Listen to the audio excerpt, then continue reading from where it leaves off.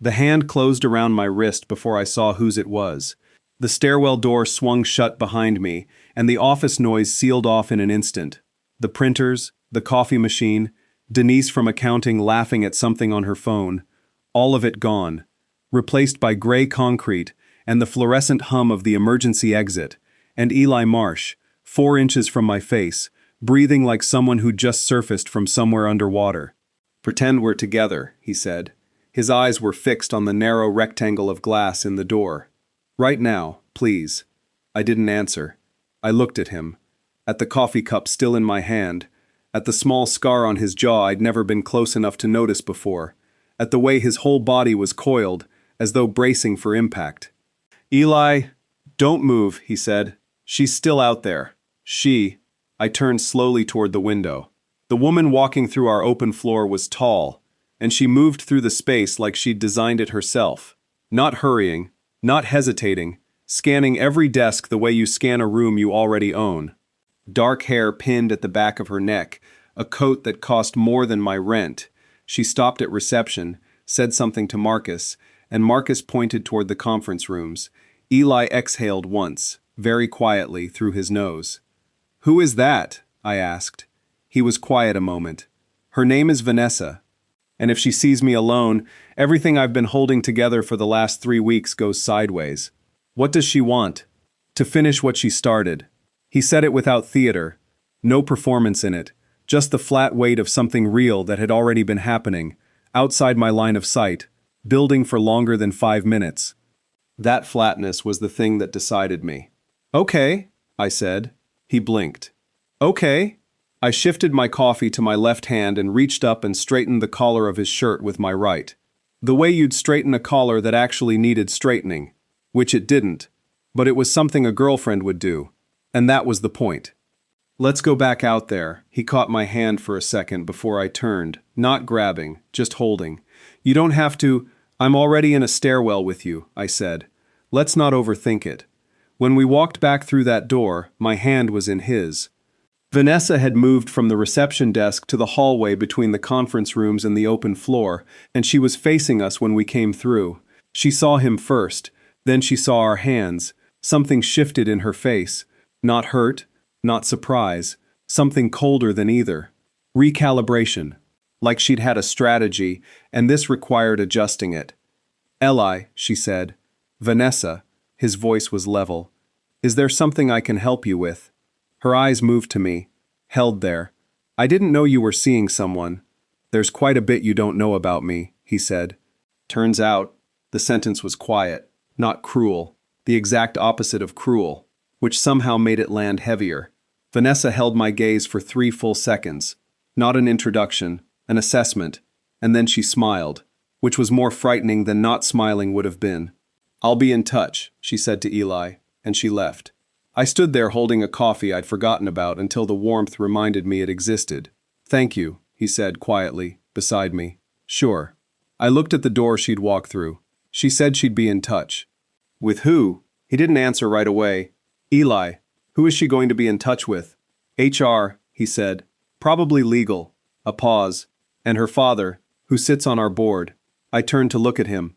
"Tell me," I said, "exactly how much trouble you're in." 3 weeks before I ended up in that stairwell, I couldn't have told you much about Eli Marsh beyond his floor and his coffee order. He sat 2 rows back from me, near the windows. Product strategy, different enough from my department that we had no overlapping meetings and no assigned reason to speak. What I knew about him I'd assembled in fragments. He arrived early and left late. He wore the same navy jacket 4 days out of 5. He ate lunch at his desk alone unless someone came and found him. And once, during the October fire drill, he'd held the stairwell door for 6 people before walking through himself. The kind of thing you notice without knowing you're noticing. We'd started talking in November, both of us at the coffee machine at 7:15, neither of us coherent enough to maintain comfortable silence. He made a dry comment about the machine's tendency to dispense grounds instead of coffee. I said the grounds were the only honest part. He laughed, not politely, actually laughed, and we stood there another 10 minutes talking about nothing, and then we did it again the next morning and the morning after that, until it was simply a thing we did. It was the kind of friendship that develops in the gaps of a workday, real but contained, easy but specific. He was funny in a way that didn't announce itself. He remembered things. If I mentioned a meeting I was dreading, he'd ask how it went 3 days later, not because he'd written it down but because he'd actually listened. He gave his opinion when he had one and stayed quiet when he didn't, which is rarer than it sounds. I knew he'd been engaged, I knew it had ended. I didn't know how or to whom, and I hadn't asked because it wasn't information that offers itself over a 7:15 coffee. It was the kind that either arrives on its own timeline or doesn't. It hadn't arrived. Until, apparently, it had been waiting in a stairwell. After Vanessa left our floor, Eli and I went back to our respective desks and didn't speak for the rest of the afternoon. But at 4:30 he appeared at the edge of my cubicle with his jacket and a look on his face that was asking something without saying it. I turned off my monitor and got my coat. We walked the 2 blocks without speaking, which was not uncomfortable. That was the thing about Eli that I hadn't quite let myself name before this afternoon. The silences with him were never auditions. He didn't fill space to seem interesting. He let things be what they were, which was a rarer quality than it sounded, and I had apparently been noticing it at 7:15 in the morning for 2 months without consciously deciding to. We went to the sandwich place, which was quiet at that hour, and we sat across from each other at the window table, and I waited. "She filed a formal complaint against me," he said. 3 weeks ago, harassment. I kept my face still. For what? Contacting her after she asked me not to. Showing up at a location she frequents. Creating a hostile environment. He said the phrases like items on a list someone else had written, which they were. None of which I did. "I know," he looked at me. "I know because you told me, 3 weeks ago, that your morning was bad and you didn't want to talk about it. And you looked like someone had served you a document you weren't expecting." I wrapped both hands around my cup. "What actually happened? I haven't contacted her since the night I moved my things out. I've been to Carrington Square, which is apparently a location she frequents. Twice, because my dentist is there and has been for 11 years. I don't know what the hostile environment refers to." He looked at the window. "The problem isn't just the complaint, the problem is her father, who plays golf with Thomas, and whose opinion of a person, once formed, does not wash off." I watched him across the table. "She came here today," I said, "in person, to where you work. She could have called, sent a letter, had her lawyer send a letter. She chose to walk through the floor. Yes. That's not someone who filed a complaint and wants to be left alone." I paused. "That's someone running a campaign." He looked at me with an expression I couldn't entirely read. "Yes," he said again. "I think that's exactly what it is." I came in the next morning to find Priya from HR Adjacent sitting at the edge of my desk with 2 coffees and the expression of someone who has information they need to put somewhere. Priya and I had known each other since our first week. She was the kind of person who remembered your birthday without being asked and told you when you had something in your teeth, which are the 2 social skills that matter most. She set one of the coffees in front of me without asking. "Your friend is in real trouble," she said. She lowered her voice. "The complaint isn't just internal. Vanessa Caldwell Pierce filed a duplicate with the State Labor Board 6 days ago." I looked at her. "A state filing triggers a mandatory investigation timeline," she said. "If it goes far enough, it becomes discoverable in background checks." A pause. "Eli is up for Director of Product. Committee convenes in 3 weeks. If the complaint is still open and unresolved, he almost certainly doesn't get the position. And depending on how the father plays the board angle, the company may quietly suggest a leave of absence in the interim." She didn't need me to explain what a state labor board record meant for someone with ambitions that extended past this company. She knew. That was why she was sitting at my desk at 8 in the morning with 2 coffees. "She didn't file a complaint," I said. Priya looked at me. "She filed a map," I said. "She's charting where he can and can't go." After Priya left, I sat very still and thought about the word premeditated, about the difference between a person who reacts and a person who constructs. Then I looked across the office to where Eli was at his desk, his back to me, and I texted him, "Do you have your location history for the 3 dates she named in the complaint?" He wrote back, "Yes." Why? I was typing my answer when his posture changed. 2 rows over, his back went still in a specific way. Not relaxed still, held still. And I watched him read something on his phone that made the tension in his shoulders climb by about 4 degrees. He turned around and looked at me. He held up the phone. I walked over. The text was from an unsaved number. Saw you had company today. It won't matter. The meeting with Thomas is Thursday. I read it twice. She texted you from a number you don't have saved. A spoofing service, he said. So it can't be traced to her. She used to do that when we were together. Send from an unknown number so she could deny it later. I absorbed this slowly. She used to do this when you were together. When she wanted deniability. He set the phone face down. I shouldn't have told you that. Why not? Because now you know this isn't new behavior. And the further you go down that road, the more I feel like I've dragged you into something you shouldn't have to be in. I looked at him for a long moment. Eli, you pulled me into a stairwell and asked me to help you, and I said okay. I don't say okay and then walk away from the problem. He was quiet. So, I said, tell me what else she's done. What he told me over the next hour, both our monitors turned to look like we were collaborating on a shared document, was not a dramatic story.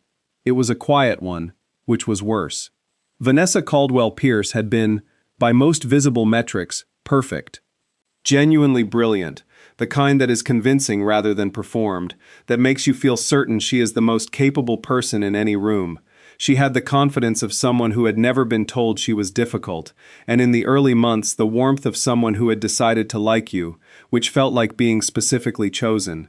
She also kept score. Not loudly, not visibly. She remembered every slight, every moment she'd felt underestimated, or overlooked, or not sufficiently centered, and she filed them away with a patience that probably felt, from the inside, like self-control, like being the mature one who didn't react. And she addressed them on her own timeline, which was precise and private and entirely deniable. When you eventually put it together, it looked like a system. When you were inside it, it just looked like her life. The engagement ended when Eli found, in a shared email account they'd used for household logistics, a thread he was not supposed to see. Not another person, something older and more considered than that. A folder of drafted communications, some sent and some unsent, addressed to people in his professional network. Not lies exactly. Crafted half-truths that, assembled together, constructed a version of him that was careless, unreliable, ethically questionable. She'd sent some, not many, but enough that 2 conversations he'd had in the past year, both of which had ended inconclusively, both of which had puzzled him, suddenly made complete and terrible sense. She was building something, he said, in case she ever needed it. And when you ended it, she decided she needed it. I sat with that for a moment. Outside the window, January light was doing its early quitting routine, the city going gray at 4 in the afternoon. How long ago did she start, I said. The oldest draft in that folder. What was the date? He hadn't checked. He opened the joint account on his phone, the one she'd apparently never thought to revoke his linked address from, and went to the sent archive. 14 months ago, he said. They'd been together for 2 years. She had started building the file 8 months in. I did not say what I was thinking, which was, this is not anger, and it is not grief, and it is not even revenge. This is a methodology. She does this. I didn't say it because I didn't know it yet, not with certainty. I was still one piece short of certainty. The Thursday meeting, I said instead. She texted that her father is meeting with Thomas on Thursday. That's the day after tomorrow, I know. Whatever she's presenting him, whatever version of you she's constructed, it goes to the board before your rebuttal is even submitted. I know that too. Then we don't have 3 weeks, I said. We have 2 days. He didn't argue. He looked at the window. Pull up your location history, I said. Every timestamp you have for the dentist visits on those 3 dates. Receipts, appointment confirmations, anything that places you east of here rather than west. And pull your phone GPS. Screenshot all of it, tonight, before anything gets complicated. He reached for his phone. Then he stopped and looked at me with the expression I'd seen in the stairwell, but different. The bracing was gone. Why are you doing this? I picked up my own phone and opened a new note. Because the filing cabinet in her head is not improvised, I said, which means ours can't be either. I spent that night with a legal pad and 3 browser tabs open, and a very cold cup of tea I kept forgetting to drink. I was, by professional training, a person who worked with information, who understood that the shape of a story is determined less by what happened and more by what gets documented, when, and in what order. Vanessa understood this too. That was the thing that kept surfacing as I worked, the specific fluency of it. She wasn't improvising, she was editing, the way you edit a draft you've been living with long enough to see its structure. I was also going to be better at this than she expected, because she had looked at me and seen someone holding a coffee cup in a stairwell, and that was the first and only mistake she made about me. The State Labor Board complaint was a matter of public record. Reference number, filing date, preliminary review status, all of it accessible if you knew where to look, and I had spent enough time in content research to know where to look. The status read, pending preliminary review, no escalation, which meant the window wasn't closed. I also knew, from a detail Eli had mentioned almost offhandedly, the way you mention things you've been carrying too long, that the complaint listed a third-party witness, someone who allegedly saw him at Carrington Square on one of the disputed dates, someone whose account corroborated Vanessa's. He didn't know who the witness was, he hadn't asked. I spent an hour thinking about who it might be and why they might agree to it. Then I stopped thinking about motive and focused on what I could actually verify, the location data he'd sent me in screenshots. 3 dates, 3 alleged incidents. His GPS history placed him at our office building from 8 a.m. to at least 6 p.m. on all 3, with lunch breaks that went east, not west, not toward Carrington Square. The data was unambiguous. It was also a screenshot on a phone, not a verified legal document, which meant it was a start and not a finish. I was reading through the Labor Board's complaint regulations at 11 p.m. when my phone lit up. Unknown number. You should think carefully about how involved you want to be in this. I stared at it for a moment. Then I took a screenshot, noted the timestamp, and forwarded it to Eli with one line. She's watching this more closely than you thought. His response came back in under a minute. I'm sorry, this was supposed to be 1 stairwell minute. I set my phone on the table and looked at the ceiling. Don't be sorry, I typed back. Be thorough. Then I opened a new document and began building a timeline. Every date, every timestamp, every piece of evidence organized in chronological order. Not because I knew yet what it would be used for, because a person who builds files deserves to have one built back. I called in a favor the next morning. Sasha worked in employment law for a mid-sized firm downtown, and she owed me one since the time I'd spent 2 weeks of evenings helping design the presentation that got her onto partnership track. I explained the situation in as few words as possible. Can you find out if this has happened before? Not the current complaint, whether Vanessa Caldwell Pierce has any civil history that looks like this. A pause. Civil records are public, depending on jurisdiction, she said. Give me until this afternoon. She called back at 2:30. Okay, she said. There's a civil suit from 3 years ago. Settled, so the terms aren't public, but the suit itself was filed, which means I can see the parties and the cause of action. Another pause. Plaintiff, a man named Derek Osei. Defendant, Vanessa Caldwell Pierce. Cause of action, defamation and tortious interference with business relationships. I wrote it down. When something settles at the preliminary stage with sealed terms, Sasha said, it usually means the defendant paid enough to make the whole thing go away. One more thing. Derek Osei no longer works in the industry he was in at the time of the suit. Switched fields entirely. I sat with that for a moment. A man had left an entire industry rather than keep fighting. Not because he couldn't win, because the cost of winning had been too high, or the damage already done too complete, or both. Is the existence of the suit useful for Eli's situation? I asked. It shows a pattern. Pattern evidence in civil matters is complicated, but here's what it does. If she's claiming she's the victim and there's a prior suit alleging she did the identical thing to someone else, that's context a mediator or hearing officer would want to know about. After we hung up, I texted Eli, meet me at the sandwich place. Now if you can. He was there in 8 minutes. He walked in, saw my face, and sat down without asking a question. I slid the legal pad across the table. He read it. He read it again. Set it down. She did this before, he said. Not a question. Derek Osei, 3 years ago. He's gone. Eli looked at the window. Outside, 2 people were cheerfully arguing over a cab. the kind of argument that happens when nothing serious is occurring. He watched them for a moment. I kept thinking, he said quietly. What did I do, specifically, that was bad enough to deserve? You didn't do anything, I said. This isn't about what you did. You were next in a sequence. He sat with that for a moment. I watched it move through him, the specific recalibration of someone who has been asking the wrong question for weeks and has just been handed the right one. Not relief, exactly. Something more unsettling than relief, because the right question turned out to have a worse answer than the wrong one had. She chose me, he said. Not because of anything I did. She chose me because I was suitable, because I had the right job and the right network, and the right level of ambition she could leverage, and the wrong instinct to assume that someone who loves you doesn't keep a file on you. Yes. That's somehow worse. I know. I looked at him. It also means you're not the last one she'll choose, unless someone stops it. He was quiet for a long time. She's going to do it again, he said.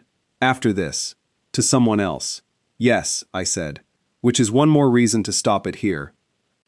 I found Vanessa waiting for me at the elevator bank when I arrived the next morning, not pretending to be there coincidentally, standing with the specific stillness of someone who has been waiting and wants you to know it. A different coat, the same precision. When she saw me, she produced the smile she'd used when she left our floor, controlled, not warm, the smile of someone who has already done the math. You've been busy, she said. I pressed the elevator button. Most people are. Eli told you things about me. Not a question. People tell me things, it's not unusual. What he told you is his perspective. She folded her hands. He has a way of making himself the center of a story, of making whatever happens to him feel completely undeserved. He's very good at that. A pause. I'm not here to make you dislike him. I'm here to suggest that you think carefully about how publicly attached to this situation you appear to be, because what happens to him, and something is going to happen to him, will splash onto anyone in the immediate vicinity. The elevator came. I stepped in. She stepped in after me. Is that a warning? I said. A courtesy. One I'm extending because you seem intelligent, and intelligent people should have information before they make choices. End quote. The doors opened on my floor. I stepped out. I held the door for one moment. You texted me Tuesday night, I said. From a number that wasn't yours. Think carefully about how involved you want to be. I let go of the door. I am thinking carefully. That's actually what this is. The door slid closed between us. I walked to my desk and sat down, and my hands were not entirely steady, but they were steady enough. I wrote one email, to the HR investigator assigned to Eli's case, whose name had appeared on the one piece of official correspondence he'd shown me. I identified myself as a colleague in possession of information relevant to the complaint, specifically a pattern of unsolicited contact from the complainant directed at me, and asked whether this was something he'd want to know about. He replied within the hour. He would like to schedule a call. I scheduled it for that afternoon. Then I spent the 2 hours before it organizing everything into a single document. Location timestamps, GPS screenshots, the 3 complaint dates cross-referenced against the office logs that showed Eli badging in, the spoofed texts with their timestamps, the 11 p.m. message to my own phone, the elevator conversation transcribed from memory while it was still fresh, the OSE case number and cause of action, and the date of the oldest draft email from the joint account. 14 months ago, 8 months into a 2-year relationship. It was 14 pages. When Eli came to find me before the call, I showed him the document. He read it the way you read something you were afraid to hope for. You did all of this, he said. We needed it. When did you sleep? I'll sleep when this is over. I closed the laptop. I need you on this call too. Bring your rebuttal documentation. We present everything at once. He nodded. He was still looking at where the laptop had been. I need to tell you something, he said. Okay. The stairwell. The fake relationship. He paused. I want it to be a real one. I understand if that's... Eli. Yes. Ask me again, I said. After. He looked at me. The coiled bracing of the stairwell was completely gone. Just him, in the navy jacket, a little undone at the edges. Okay, he said. After. The call with the investigator lasted 40 minutes. He was methodical and careful, the kind of careful that means someone is listening to everything and discarding very little. Eli presented the location documentation. I presented the contact timeline and the pattern evidence. The investigator asked 3 clarifying questions about the Osei case, specifically about the cause of action, specifically about the field Derek Osei had left, and I watched, through the slight shift in his pace, the moment the conversation tipped. After the call, Eli and I sat in the conference room without speaking. "He didn't know about Osei," I said, "and now he does." That was Tuesday. Wednesday morning, Eli received an email requesting he submit no further documentation while the investigation was under active review, which meant it had moved from preliminary to something else. The committee convened in 3 weeks. The board meeting, which had been scheduled for Thursday, was postponed without explanation. And then, at 2:40 p.m. on Wednesday, I found the 4th thing. I found it by accident, which is to say, I found it the way you find things when you've been looking long enough that you stop expecting to and start simply seeing. I was reviewing our content archive for a project I was actually supposed to be working on. Our company used a shared internal server for asset management, documents, design files, content drafts, organized by department and project, with granular permissions that nobody thought about because they'd always worked. I was searching by keyword. The search returned results from multiple departments, as it sometimes did, and one of them was from a folder I shouldn't have been able to see. I clicked through expecting a permissions error. The file opened. It was a proposal document, dated 14 months ago, addressed to an external party, a competitor, or what had been a competitor at the time, and it outlined the structure of a proprietary project in enough specific detail to constitute a leak. I recognized the project. It had been flagged briefly, 18 months ago, for a data handling review that closed without findings. I'd heard about it in passing. Everyone had. Vanessa Caldwell Pierce had no role at our company. She never had. But 14 months ago she had been engaged to Eli, who had worked on that project, and the document had been created using our internal template, our specific internal template, which was not publicly available, and the metadata, visible because the folder permissions were broken at the administrative level from a migration error years before, showed the file had been created by an account with the username EC Pierce. I read it 3 times, then I sat very still, in the way that you sit still when you have just understood something you cannot ununderstand. The thing Eli had been accused of, the proprietary leak that had never been formally charged but had been implied, hovering at the edge of every conversation about what Vanessa's father might tell Thomas, it had not been invented. It was real. It had happened, just not the way she'd arranged for it to look. She had set the fire and then filed the arson complaint against someone else. Then I called Sasha. "I think," I said, very carefully, "that the information leak Eli has been accused of, the proprietary information she implied he shared, was real. But I think it was her, using access she obtained through him during the engagement, without his knowledge, and then waiting 14 months to use the accusation as a weapon." Silence on the line. "Send me exactly what you have," Sasha said. "Right now. Don't touch the folder again. Don't move anything, don't take additional screenshots. What you have is enough. Leave the document where it is, and let the right people find it through the right channels." "Understood." "And then," she said, "I think you may want to contact your legal department, because this just became considerably larger than a harassment complaint." End quote. The next 2 weeks moved the way things move when they are finally moving in the right direction. Not fast exactly, but with a kind of inevitability that makes waiting easier. There were processes to follow and channels to route through, and people better positioned than me to navigate both, and at a certain point I handed off what I had and let the professionals do what professionals do. The folder was reviewed by IT and legal within 48 hours. The migration error that had broken the permissions had been sitting unnoticed for years, which meant the file had been exposed for the entirety of those 14 months. Either meticulous planning or spectacular carelessness, and Sasha told me it didn't matter which, because the metadata was the metadata, and it said what it said. The state complaint was withdrawn. I don't know exactly how that conversation went, or what was said to whom, or what the Caldwell Pierce family was told when it became clear that the data the daughter had weaponized was data she had herself extracted. I knew the Thursday board meeting had been postponed and then quietly canceled. I knew that the third-party witness named in the complaint, the one Eli didn't know and hadn't asked about, withdrew their statement without explanation 4 days after the EC Pierce file was discovered. I knew that her father's name appeared in no further company communications that I could find. I knew through Sasha that Derek Osei's lawyer placed one call to Eli's lawyer for reasons described to me only vaguely, but the vagueness had a satisfied quality. And I knew that Eli was offered the director of product role on a Wednesday morning in February. I found out because he appeared at the edge of my cubicle with 2 coffees and a look on his face that was not the look from the stairwell. Not coiled, not waiting for impact. Just open. Just him. "I have something to ask you," he said. "I remember. The fake relationship." He was quiet a moment. "I want Eli." "Yes. Ask me," I said. "The actual question." He looked at the coffee cup in his hands.